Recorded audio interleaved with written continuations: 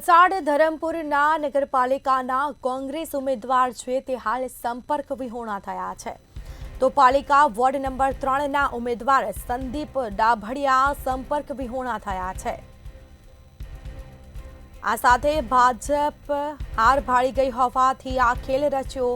કોંગ્રેસ દ્વારા આક્ષેપો કરવામાં આવ્યા છે। કોંગ્રેસે ભાજપ ઉપર ગંભીર આરોપો લગાવ્યા છે।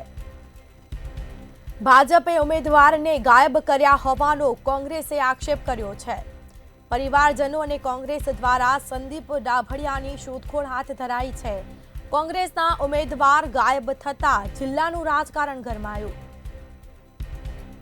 વધુ વિગતો સાથે સંવાદદાતા મારું જોશી ફોન લાઈન પર જોડાયા છે। શ્વેતજી, ધરમપુર પાલિકાના કોંગ્રેસ ઉમેદવાર સંપર્ક વિહોણા થયા છે। કોંગ્રેસ દ્વારા આક્ષેપો કરવામાં આવ્યા છે। શું છે મામલો?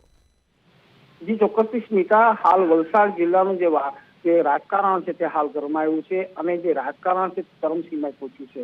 ધરમપુરની અંદર વોર્ડ નંબર 3ના જે ઉમેદવાર હતા, કોંગ્રેસના ઉમેદવાર હતા સંદીપ ડાભડિયા, તે સંપર્ક વિહોણા થયા છે।